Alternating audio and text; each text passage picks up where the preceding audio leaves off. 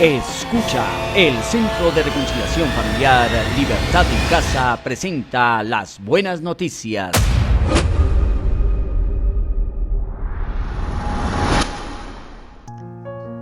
Pero tengan cuidado de que su corazón no se recargue de glotonería y embriaguez, ni de las preocupaciones de esta vida, para que aquel día no le sobrevenga de repente, porque caerá como un lazo sobre todos los que habitan la faz de la tierra.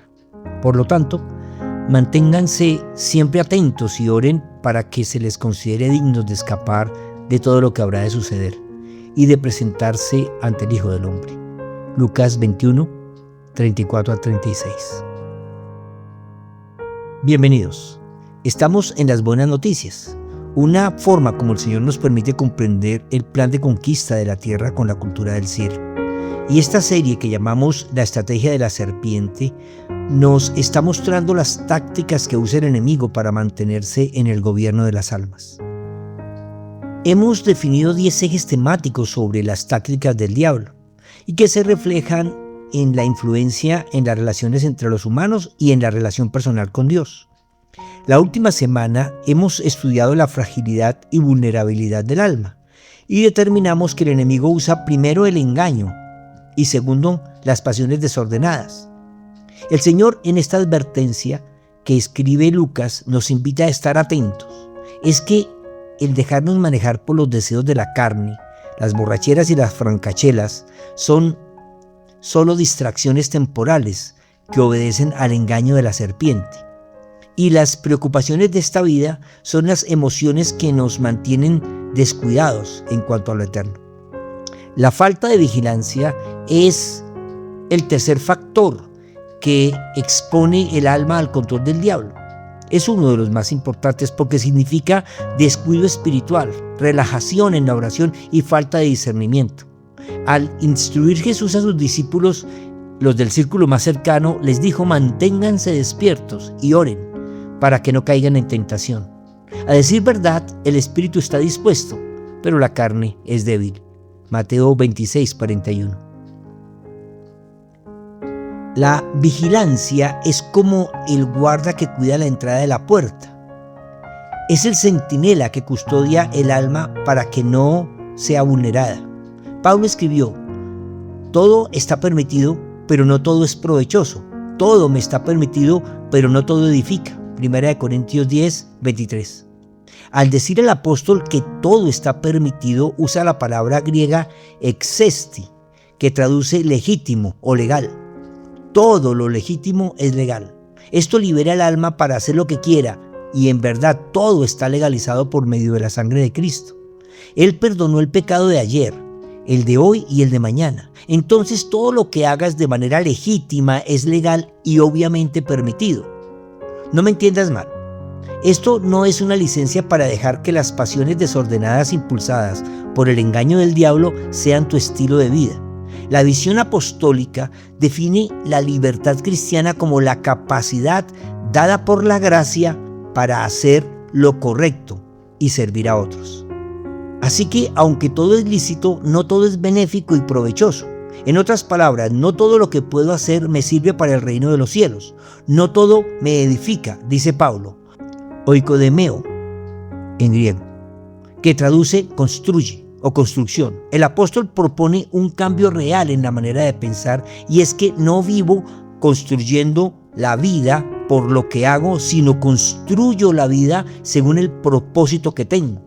No son las cosas temporales las que deben impulsar mis decisiones, sino las eternas. Como siempre, trataré de explicarme de la mejor manera. A ver, si tienes dudas en lo que está permitido por la religión y lo que no, si debes esforzarte para guardar la ley que te gobierna, si los ritos y cultos y prácticas religiosas te ponen una barrera para hacer lo que deseas, no has entendido nada. Hermano, ¿puedo bailar? ¿Hasta dónde puedo tocar a mi novia sin que sea pecado? ¿Puedo comer carne de cerdo? ¿Debo ir al servicio los domingos? ¿O mejor, me toca ir los sábados? ¿Cuánto tiempo debo orar? Muchas preguntas como esas solo buscan entender los límites para llegar hasta el punto de sentirse comprometidos con Dios. Vivir al límite para no pecar. Eso es vivir sin propósito. Y vivir sin propósito da como resultado una vida hipócrita, que transgrede los límites mientras no sea descubierto. Pablo está diciendo que aunque puedo hacer lo que quiera, debo vigilar lo que hago para no perder mi propósito. Para Tomás de Aquino, la vigilancia es virtud de la prudencia y de la fortaleza. Sin ella, las pasiones desordenadas se imponen y el diablo encuentra un terreno fértil. Es que no es la ley la que te obliga a no pecar. Es tu principio fundamental de vida. No peco no porque no puedo, no peco porque no quiero. Hace poco leía sobre la doctrina de la religión católica y una de ellas me llamó la atención.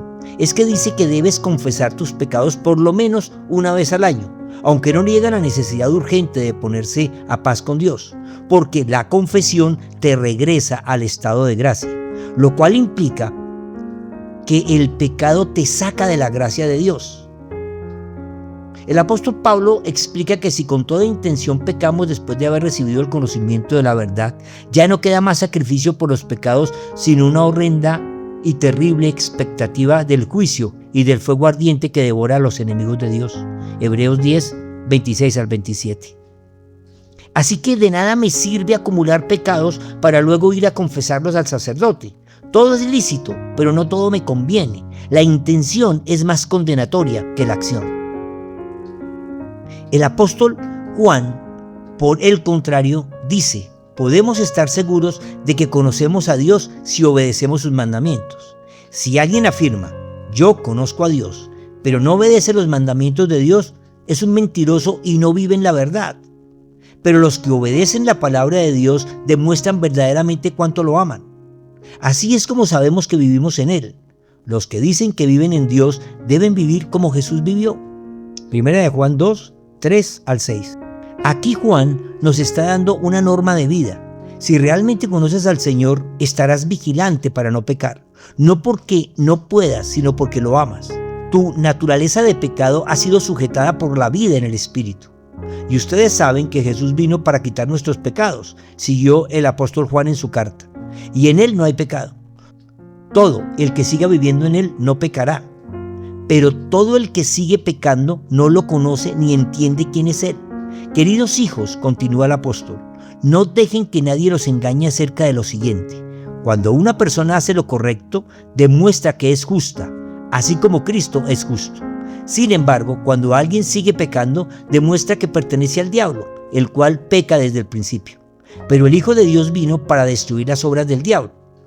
Los que han nacido en la familia de Dios no se caracterizan por practicar el pecado, porque la vida de Dios está en ellos, así que no pueden seguir pecando, porque son hijos de Dios. Primera de Juan 3, 5 al 9. El apóstol no está dando una instrucción sobre no pecar, sino sobre la actitud del Hijo de Dios. Cuando dice que no pueden seguir pecando, ese no pueden en griego es la palabra dunamai, que traduce ser capaz. En otras palabras, si en verdad eres hijo de Dios, no eres capaz de pecar.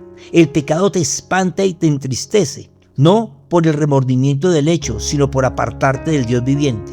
Por eso Juan dice, todo el que siga viviendo en Él no peca. Vivir en Él es estar en Él. Yo soy la vid, dijo el Señor, y ustedes los pámpanos. El que permanece en mí y yo en Él, éste lleva mucho fruto, porque separados de mí, ustedes nada pueden hacer. Juan 15:5. De eso se trata, de no apartarnos de Él, pues si nos descuidamos, seremos vulnerables a las estrategias diabólicas. Martín Lutero advertía que el diablo aprovecha los momentos de descuido y rutina para sembrar duda y tentación. Así que el pecado está en el ambiente, pero pecar no te conviene. Es cuestión de elegir. Dicen, pero un pecado al año no hace daño. Es como decirle al alcohólico que un trago no lo embriaga, o al adicto que un pitazo no lo domina. Somos pecadores en vía de recuperación y debemos ser, como dice el apóstol Pedro, prudentes y manténganse atentos, porque su enemigo es el diablo, y él anda como un león rugiente buscando a quien devorar. Pero ustedes manténganse firmes y háganle frente. Primera de Pedro 5, 8 al 9. El apóstol conecta la vigilancia con la resistencia al diablo. Es que la tentación va a venir y podemos caer en ella, pues la tentación es una prueba que mide nuestro crecimiento, nuestra fidelidad y nuestro fruto. pero pecar no es nuestro estilo de vida. Por eso debemos estar atentos. C.S. Lewis, en Cartas del Diablo a su sobrino, muestra cómo el enemigo busca que el hombre viva distraído, sin vigilancia, ocupado en lo trivial y olvidando lo eterno. Una de las mejores tácticas es hacernos fijar la vigilancia en los demás. Juzgar las acciones de los otros es más fácil y más placentero. Ser juez es la mejor posición, aparentar piedad y un celo por defender la sana doctrina. El diablo usa la falta de vigilancia personal no solo para influir en el alma, sino también para desviar la atención hacia juzgar y condenar a otros, mientras mantiene su control oculto. ¿Por qué entonces juzgas a otro creyente?, escribió el apóstol Pablo. ¿Por qué menosprecias a otro creyente? Recuerden que todos estaremos delante del tribunal de Dios, pues dicen las Escrituras, tan cierto como que yo vivo, dice el Señor, toda rodilla se doblará ante mí y toda lengua declarará lealtad a Dios. Es decir, continúa el apóstol, cada uno de nosotros tendrá que responder por sí mismo ante Dios. Así que dejemos de juzgarnos unos a otros. Por el contrario, propónganse vivir de tal manera que no causen tropiezo ni caída a otro creyente. Romanos 14, 10 al 13. El apóstol exhorta a no juzgar al hermano, porque cada uno rendirá sus propias cuentas a Dios. Es que la falta de vigilancia lleva a condenar a otros en vez de examinarse a sí mismo. En las Cartas del Diablo, C.S. Lewis muestra cómo el enemigo mantiene al hombre ocupado en los defectos ajenos, mientras lo controla con distracciones y emociones desordenadas. ¿Y por qué te preocupas por la astilla en el ojo de tu amigo?, dijo el Señor, cuando tú tienes un tronco en el tuyo. ¿Cómo puedes pensar en decirle a tu amigo, déjame ayudarte a sacar la astilla de tu ojo, cuando tú no puedes ver más allá del tronco que está en tu propio ojo? Hipócrita, primero quita el tronco de tu ojo, después verás lo suficientemente bien para ocuparte de la astilla en el ojo de tu amigo. Mateo 7, 3 al 5. No hay ningún versículo en la doctrina de Cristo o en las cartas apostólicas que justifique el vigilar a los demás. La vigilancia sobre la que estás autorizado y necesitado es la autovigilancia. Amados hermanos, no hablen mal los unos de los otros, escribió Santiago. Si se critican y se juzgan entre ustedes, entonces critican y juzgan la ley de Dios. En cambio, les corresponde obedecer la ley, no hacer la función de jueces. Santiago 4:11. Cuenta Juan que Jesús, después de resucitar, preparó un desayuno para Pedro y los otros apóstoles, y después de restaurar y fortalecer a Pedro, él se dio cuenta que con ellos estaba Juan, y Pedro le preguntó al Señor, ¿qué va a pasar con él?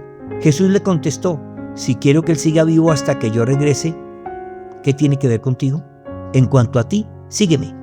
Juan 21, 21 y 22. Este es el mejor ejemplo de una respuesta clara. Jesús le dijo, ¿a ti qué te importa? Lo que pase con tu hermano no te interesa. Tú haz lo tuyo, que yo me encargo de él. La falta de vigilancia abre dos puertas. Una interna. El alma se vuelve vulnerable al engaño y la manipulación del diablo. Descuidar la oración y la comunión con Dios, relajarse frente a las tentaciones del mundo y la carne, perder el discernimiento espiritual le abre la puerta al gobierno del diablo. La otra puerta es externa. El creyente se ocupa en juzgar y condenar a otros, reproduciendo la táctica del enemigo, dejándose manejar por el acusador de los hermanos. Apocalipsis 12:10. El remedio apostólico es velar y orar. Mateo 26:41. Sobriedad y resistencia, 1 de Pedro 5, 8 al 9. Y amor, que cubre multitud de pecados. Pedro escribió, lo más importante de todo es que sigan demostrando profundo amor unos a otros, porque el amor cubre gran cantidad de pecados. 1 de Pedro 4, 8. Ora conmigo. Señor, gracias por perdonar nuestros pecados, por ser propicio a nuestra debilidad y por transformar nuestra conducta reprimida por la ley religiosa en una manera de actuar voluntaria y en amor. Sé, Señor, que soy muy débil, por eso te ruego no me sueltes a pesar de mi rebelión.